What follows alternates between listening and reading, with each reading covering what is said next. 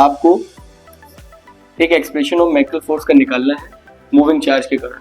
फिर 10⁵ टेस्ला में तो फोर्स बताना है, इलेक्ट्रॉन पे कितना लग रहा है, इन सबको देखते हैं। क्वेश्चन है तो ये बहुत आता है यूपी बोर्ड में, तो बहुत आता है। यूपी बोर्ड की जो प्रीवियस ईयर क्वेश्चन है उनमें ये देखने को, ड्यू टू मूविंग चार्ज के कारण magnetic, when moving charge particle enters in the magnetical field then it felt magnetical flow.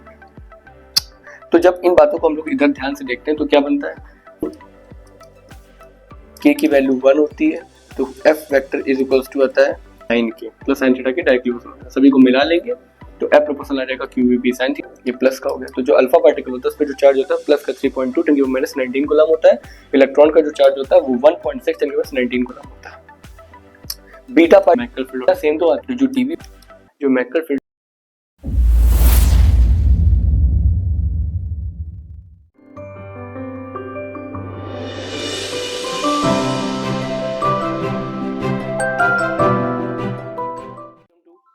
Shivaji group of institution. आज हम लोग फिजिक्स में एक टॉपिक की बात करने वाले हैं और वो टॉपिक है moving charge and magnetism. Basically ये इंपॉर्टेंट चैप्टर है, इस पर थोड़ा सा ध्यान देने वाली चीज़ें हैं और ये मैकेनिकल फील्ड का फर्स्ट चैप्टर भी है। ठीक है, तो टॉपिक का जो नाम है मूविंग चार्ज मैग्नेटिज्म है और इसमें PYQs भी जो आए हुए हैं प्रीवियस ईयर उनको भी डिस्कस किया जाएगा और इम्पोर्टेंट टॉपिक जो 2024 और 25 के उनको भी देखते हैं। ठीक है, स्टार्ट करते हैं वीडियोस को, थोड़ा ध्यान से देखिएगा। सबसे पहली चीज़ तो ये, हम लोगों को कुछ बातों को थोड़ा सा ध्यान देना है। उनमें से सबसे पहली चीज़ ये है कि कुछ क्वेश्चंस हैं ये जो, इनको एक बार रीड करते जाइए आप लोग जल्दी से, तो चीज़ें और बेहतर तरीके से आपको समझ में आएंगी। ठीक है, देखिएगा थोड़ा ध्यान से। देखिए सबसे पहले क्वेश्चन है कि deduce an expression for of a mechanical force due to moving charge. ठीक है, आपको एक एक्सप्रेशन ऑफ मैकेनिकल फोर्स का निकालना है मूविंग चार्ज के कारण। ठीक है, साथ ही साथ आपको बताना है दूसरे में कि इलेक्ट्रॉन यदि इतनी स्पीड से मूव करता है मैकेनिकल फील्ड 10⁵ टेस्ला में तो फोर्स बताना है, इलेक्ट्रॉन पे कितना लग रहा है, इन सबको देखते हैं। ये ओवरव्यू करते जाइए क्या क्या पढ़ना है हम लोग को इस क्लास में, तो ये इस चीज का ध्यान रखिएगा। तीसरी चीज 10 एम्पियर की जो करंट होती है वो मेटालिक कंडक्टर में जाती है। मेटालिक कंडक्टर कितने मीटर का होता है, 10 मीटर का, और यूनिफॉर्म मैकेनिकल फील्ड में, और याद रखिएगा उसकी वैल्यू नहीं दी गई, तो ये पहले से ही मैं बता दे रहा हूँ 10⁵ टेस्ला, 10⁵ टेस्ला पे गया है, 10⁵ टेस्ला पे, और वो जो कि परपेंडिकुलर प्लेस्ड है। तो फोर्स बताना है इलेक्ट्रॉन पर कितना लगेगा, इलेक्ट्रॉन पर नहीं बल्कि किस पे जा रहा है, metallic conductor, force exerted on metallic conductor. तो ये संशोधन है थोड़े से, इनको भी करते जाइएगा। ठीक है, तो इसको और चीजें बेहतर तरीके से समझ में आएंगी। ठीक है, तीसरे क्वेश्चन, थर्ड क्वेश्चन हम लोग का, फोर्थ क्वेश्चन है write the vector form of Biot Savart law. हमको बायो-सावर्ट लॉ की वेक्टर फॉर्म डिस्कस करनी है इसी क्लास में। साथ ही साथ deduce and mechanical field due to circular current can coil at centre पे mechanical field, most important question. यदि आपसे पूछे कोई कि मैकेनिकल फील्ड में कौन सा इंपॉर्टेंट क्वेश्चन है तो ये बहुत आता है। यूपी बोर्ड में तो बहुत आता है। यूपी बोर्ड की जो प्रीवियस ईयर क्वेश्चन है उनमें ये देखने को मिलता है। ठीक है, और ये जो 6 क्वेश्चन है ये अधूरा है, इसमें कुछ डायग्राम्स हैं, वो हम लोग अभी जब इस क्वेश्चन को देखेंगे तो उसमें डायग्राम बना बना के आपको समझाएंगे। फिर इसके बाद हम लोग को थोड़ी सी चीजों को ध्यान रखना है कि राइट द स्टेटमेंट, कहेंगे find the mechanical field at O point, ये भी करना है हम लोग को। 6 क्वेश्चन। 7th है write the statement of ampere circuital law. Ampere circuital law का स्टेटमेंट लिखना है और उसको डेरिवेट करना है। ठीक है, find the net mechanical field at O point, ये भी डायग्राम में नहीं है, ये डायग्राम इसका देख लेते हैं। तो ये सब चीजें हमको डिस्कस करनी है। आइए पढ़ते हैं हम लोग, इस चीज को थोड़ा सा समझ लीजिए। तो इस चीजों को थोड़ा सा ध्यान देंगे तो चीजें और बेहतर हो जाएंगी। तो इसको समझते हैं। जैसे कि फर्स्ट जो क्वेश्चन है हम लोगों का, वो चीज क्या है उसको देखिए। फर्स्ट ध्यान दीजिएगा बच्चों, देखिए क्वेश्चन है deduce an expression of magnetical force due to moving charge. Moving charge के कारण मैग्नेटिकल फोर्स बताइए। तो याद रखिएगा आंसर इसका कैसे लिखेंगे बच्चों। ठीक है, when any charge particle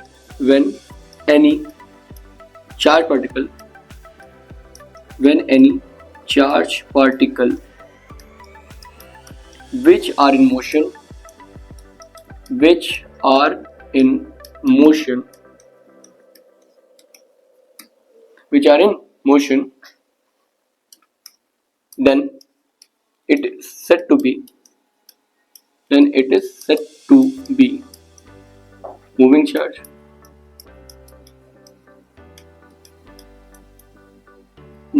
charge.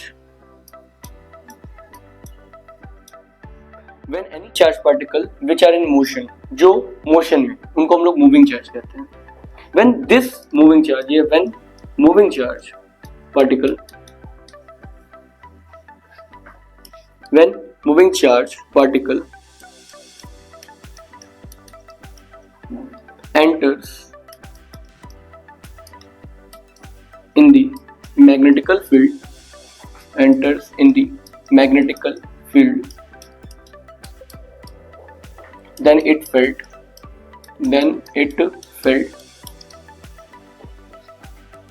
magnetical force, then it felt magnetical force, and this force is also known as, this force is also known as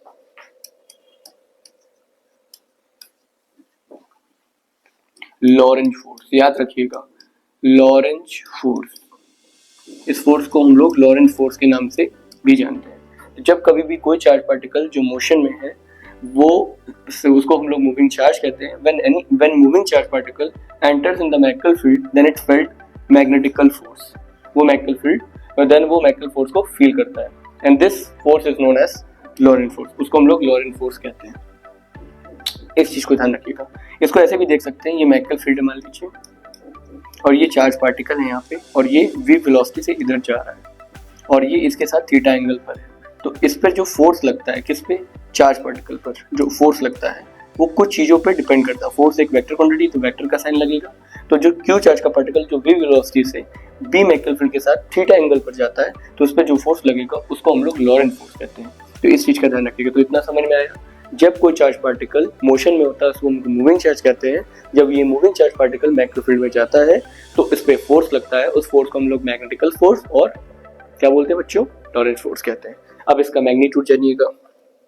तो मैग्नीट्यूड जानने के लिए आपको ध्यान दीजिएगा. सबसे पहली चीज तो फिर से वही बात कि मैग्नीट्यूड क्या होगा, तो ध्यान रखिएगा. Lorentz force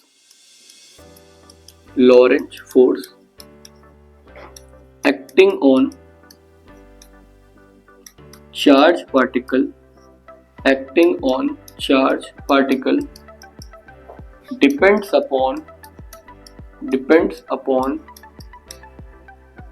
following factor.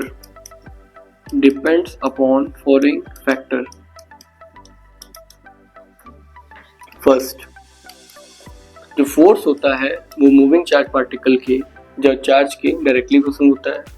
जो फोर्स होता है वो वेलोसिटी के डायरेक्टली प्रोपोर्शनल होता है.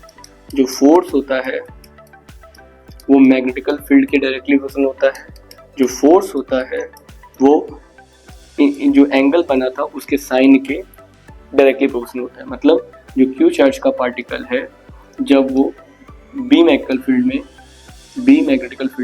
वी वेलोसिटी से घूमता है बी मैग्नेटिकल फील्ड में, तो याद रखिएगा. तो मैग्नेटिकल फील्ड के साथ मान लो ये थीटा एंगल बनाता है, तो बच्चों याद रखिएगा कि जो फोर्स इस पर लगेगा, इस चार्ज पार्टिकल पर, इस डायनेमिक चार्ज पर जो मोशन में है, वो डायरेक्टली प्रोपोर्शनल होगा क्यू के, डायरेक्टली प्रोपोर्शनल होगा वेलोसिटी के, डायरेक्टली प्रोपोर्शनल होगा मैग्नेटिकल फील्ड के, और डायरेक्टली प्रोपोर्शनल होगा वो जो एंगल बना है थीटा उसके साइन के, मतलब साइन थीटा के डायरेक्टली प्रोपोर्शनल होगा. इसको इक्वेशन नंबर फर्स्ट कहोगे, इसको सेकंड कहोगे, इसको थर्ड कहोगे, इसको फोर्थ कहोगे. तो जब इन बातों को हम लोग इधर ध्यान से देखते हैं तो क्या बनता है, from all equation 1, 2, 3 and 4 we get F vector proportion Q V B sin theta. बच्चों गॉट इट. प्रोपोर्शनलिटी का साइन हटेगा, कांस्टेंट आएगा K Q V B sin theta. By experiment K की वैल्यू 1 होती है तो F vector is equals to आता है Q V B sin theta. ये फॉर्मूला आता है. और in a vector form F vector is equals to Q V cross B आता है बच्चों. तो वेक्टर फॉर्म में ये ध्यान रखिएगा. वैसे जनरल में F बराबर Q V B sin theta.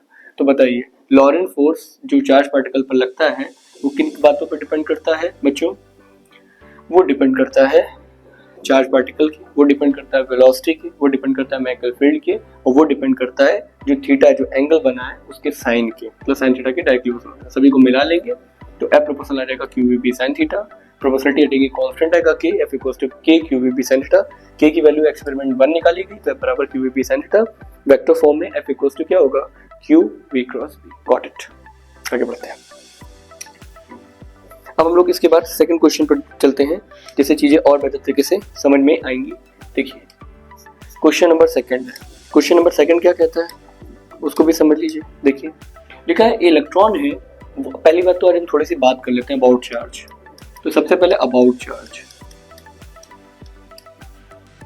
क्योंकि जब तक चार्ज नहीं पता होगा, जैसे इलेक्ट्रॉन है एक चार्ज होता है, इसका मैग्नीट्यूड कितना होता है 1.6 10 की पावर -19 कूलम माइनस का चार्ज है ये। लेकिन ये इलेक्ट्रॉन की बात हुई थी, इलेक्ट्रॉन को स्पेसिफाई किया गया है। अल्फा पार्टिकल की बात कर लो, किसकी बात कर लो अल्फा पार्टिकल का। तो अल्फा पार्टिकल जो होता है, अल्फा पार्टिकल उसका जो चार्ज होता है वो 2e होता है, मतलब लेकिन वो पॉजिटिव होता है। न्यूक्लियस होता है अल्फा पार्टिकल, रियल में किसका न्यूक्लियस होता है हीलियम का न्यूक्लियस होता है बच्चों, हीलियम का न्यूक्लियस होता है। तो चार्ज पता होना चाहिए। जब तक आपको चार्ज नहीं पता होगा तो उसमें 2 इंटू 1.6 10 की पावर -19 गुलाम कर दोगे ना। इसके बाद कितना आ जाएगा 3.2 10 की पावर -19 गुलाम, ये प्लस का हो गया। तो जो अल्फा पार्टिकल होता है उस पर जो चार्ज होता है प्लस का 3.2 10 की पावर -19 गुलाम होता है। इलेक्ट्रॉन का जो चार्ज होता है वो 1.6 10 की पावर -19 गुलाम होता है। बीटा पार्टिकल भी आपको ऐसे ही याद रखना है। क्वेश्चन कुछ भी आ सकता है, फोर्स तो सभी पे लगता है। पार्टिकल जितने भी होंगे, जो भी चार्ज पार्टिकल होंगे उन पे फोर्स लगता है। तो Q is equals to E। बस ये ध्यान रखिएगा ये नेगेटिव था, लेकिन इसको हमने एक नाम से बोलते हैं fastest moving electron, fastest moving electron. तो इसकी वैल्यू कितनी होगी 1.6 10 की पावर -19 कूलम।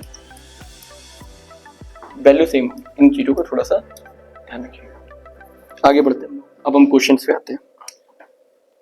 क्वेश्चन क्या कह रहा है, एक इलेक्ट्रॉन है वो इतने मीटर पर सेकंड से चल रहा है, मैकेनिकल फील्ड में चल रहा है। मैकेनिकल फील्ड दिया, मतलब आप आंसर जब लिखोगे इसका तो आंसर कैसे लिखोगे बच्चों बताइए। Q की जगह आपने क्या रखा सबसे पहले E, क्योंकि चार्ज जो है वो इलेक्ट्रॉन है।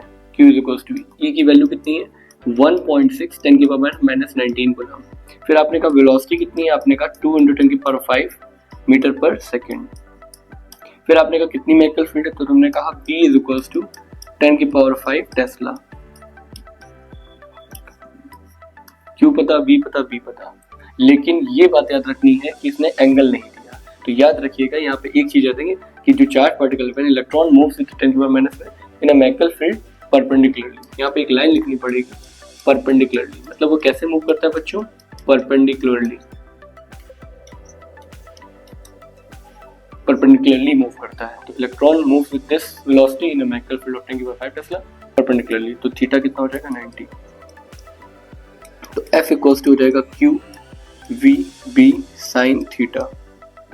तो Q की वैल्यू कितनी होगी 1.6 10 की पावर -19, वेलोसिटी कितनी होगी 2 × 10 की पावर 5, B की वैल्यू कितनी होगी 10 की पावर 5, वेलोसिटी भी आपको गिवन है। थीटा कितना ले लिया 90 sin 90।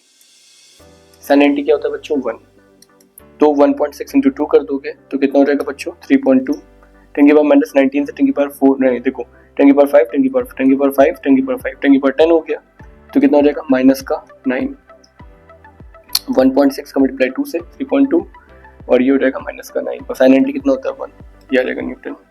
बच्चों आपको फोर्स भी पता चल गया, फोर्स कितना हो गया जल्दी बताओ। फोर्स हो गया 3.2 10 की पावर -9 न्यूटन।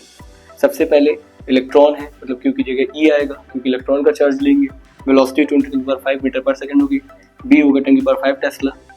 9 परपेंडिकुलरली मूव कर थीटा 90 हो गया। तो F इक्वल्स टू क्या लगाएंगे QVB sin थीटा।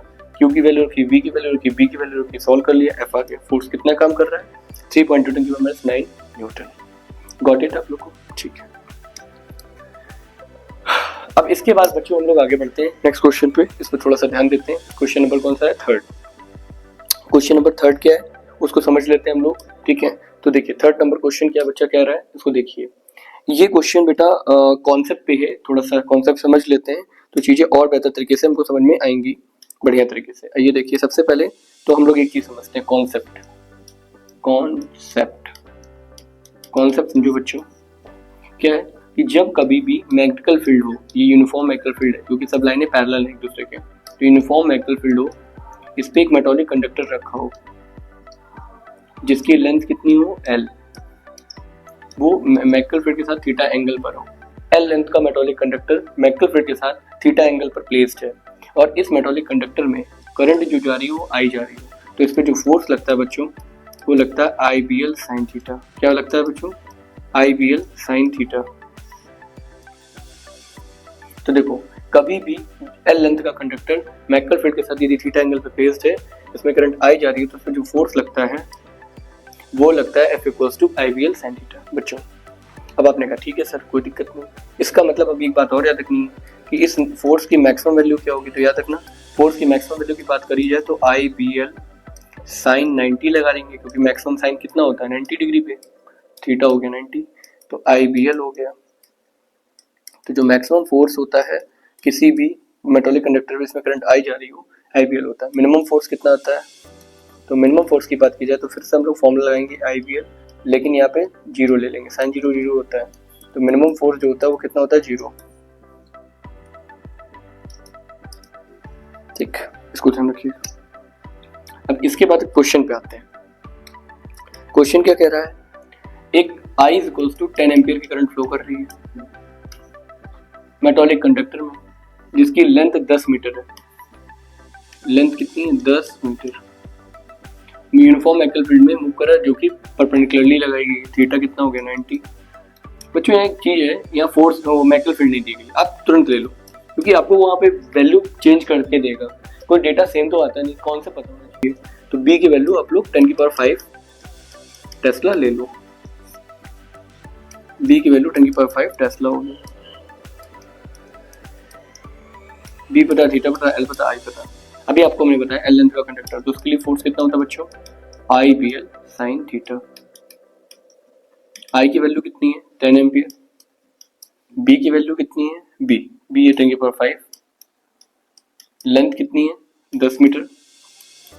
थीटा हमको पता है 90 को परपेंडिकुलर, 90 हो गया 1 10 10 10⁵ 10⁷ न्यूटन। 10⁷ न्यूटन का फोर्स लगेगा, 10⁷ न्यूटन का फोर्स लगेगा।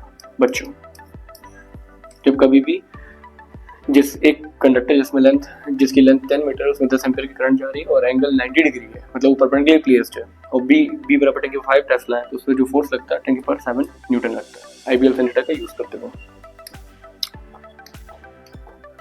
फिर हम लोग आगे बढ़ते हैं। इसके बाद नेक्स्ट क्वेश्चन हम लोग का बायो-सैवर्ट लॉ। तो बायो-सैवर्ट लॉ क्या कह रहा है इसको देखिए। बायो-सैवर्ट लॉ ही नहीं बल्कि हमको उसके वेक्टर फॉर्म पे जाना है। तो बायो-सैवर्ट लॉ की स्टेटमेंट पहले सुनो। Bio-Savart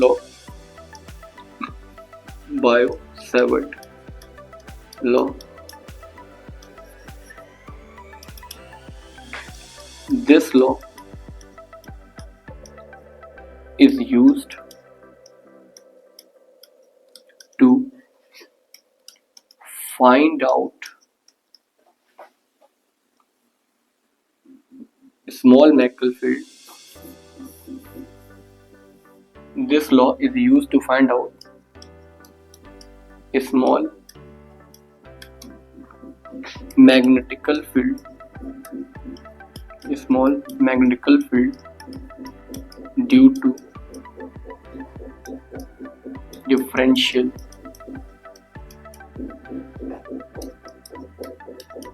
current element. So this law is used to find out a small magnetic field due to differential current element by integrating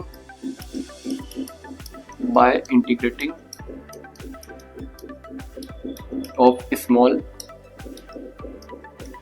magnetical field. By integrating of a small magnetic field, we get whole magnetical field.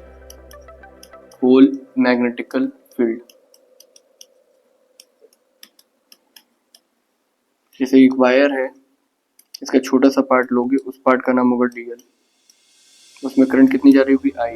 I current DL segment से जाएगी, तो ये जो बनेगा इसको बोलेंगे differential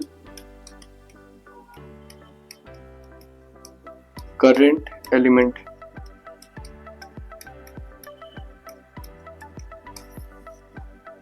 और ए से, तो इसके कारण जो मैग्नेटिक फील्ड डेवलप होगी वो स्मॉल होगी, उसका नाम होगा डी बी वेक्टर। तो जो डी बी वेक्टर होगा वो किन किन चीज़ों पर डिपेंड करेगा, आई पे। डी वेक्टर किस पे डिपेंड करेगा, डी एल पे। डी बी वेक्टर किस पे डिपेंड करेगा, आपने मान लीजिए कि जो इसके कारण मैग्नेटिक फील्ड डेवलप होगी वो डी बी होगी, और वो किस पॉइंट पे निकालेंगे, मान लो पी पॉइंट पे निकालेंगे। तो इस पी पॉइंट पे निकालने से इसकी डिस्टेंस भी होगी आर, और ये जो डी एल है और ये जो आर है इनके बीच में जो एंगल बन रहा है theta.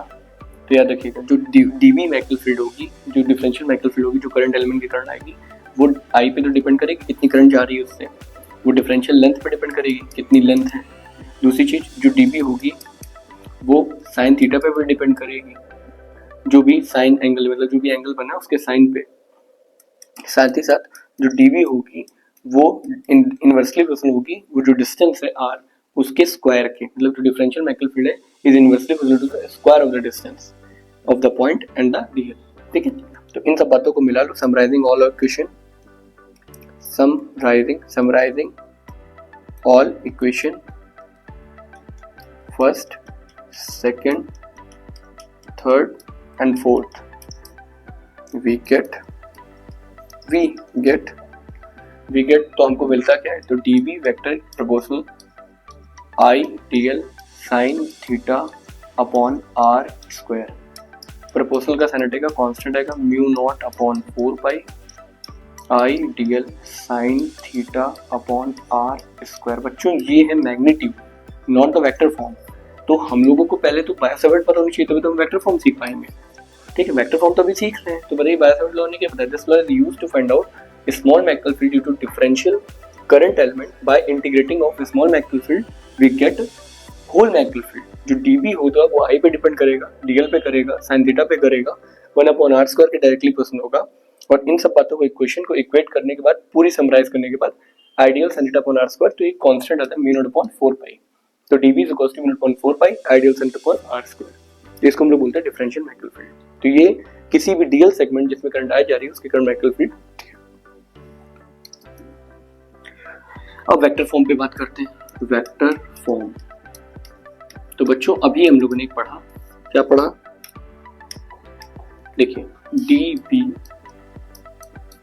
Vector is equals to mu naught upon 4 pi I D L sine theta upon R square. बच्चों अब मैं क्या कर रहा हूँ, इसमें आर और आर का मल्टीप्लाई कर रहा हूँ बच्चों।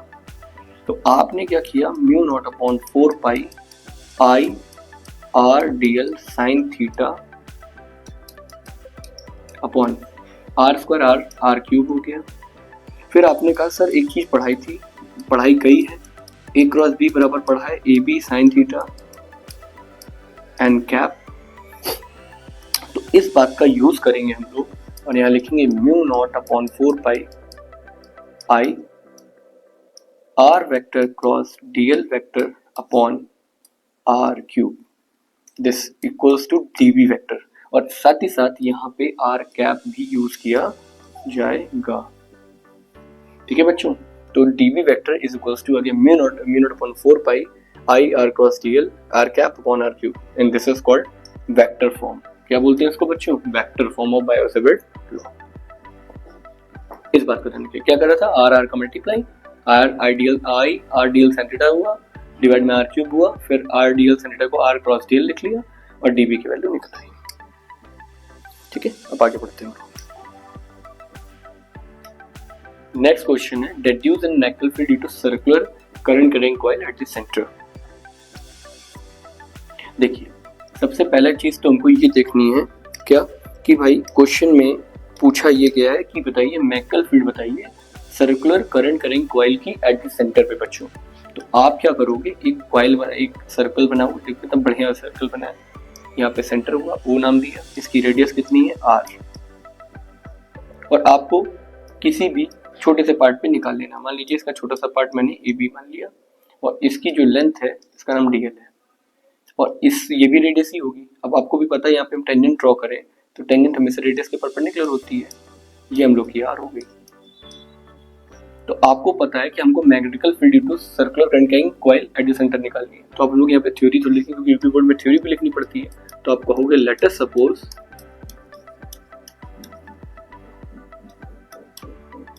let us suppose I be the current flowing in circular current carrying coil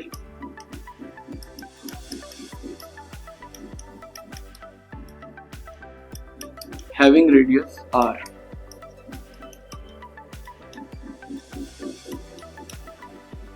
If we take a small differential length dl on the coil, then magnetical field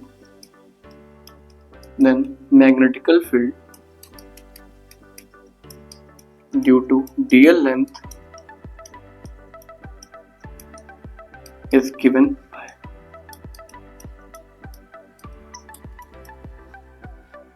तो होगी dB vector is equals to mu naught upon 4 pi I dl sine theta upon R square.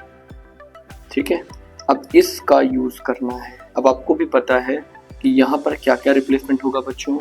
चलिए देखते हैं। सबसे पहली चीज हम थोड़ा सा इस पार्ट को थोड़ा सा इसको निकालते हैं और इधर बच्चों देखते हैं। देखिए mu naught upon 4 pi I dl sine theta upon R square, mu naught upon 4 pi constant है आई, तो आप क्या करोगे dB, देखो ध्यान से, इसके बाद मैं यहाँ से यहाँ कर रहा हूँ।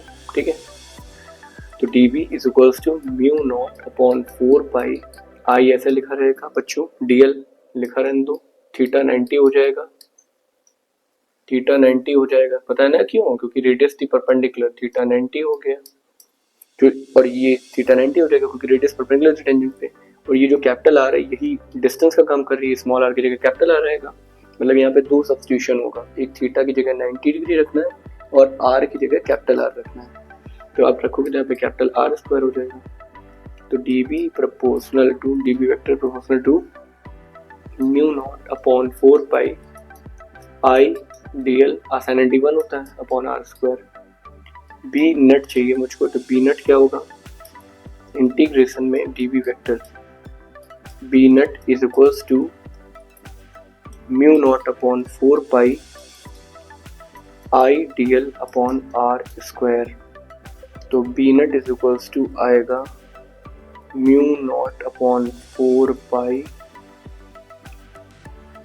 आई अपॉन आर स्क्वायर को बाहर करेंगे, इंटीग्रेशन में आएगा dl का इंटीग्रेशन क्या होता है, mu naught upon 4 pi I upon R square. dl का इंटीग्रेशन होता है 2 पाई आर, 2 पाई से 4 पाई कटेगा 2 आएगा, तो बनेगा क्या, mu naught I upon 2, R से आर कट जाएगा R, mu naught I upon 2 R. तो बी नट की वैल्यू जो होगी, बी नट वेक्टर वो होगी क्या, mu naught I upon 2 R, mu naught I upon 2 R, ये हम लोग का बन जाएगा।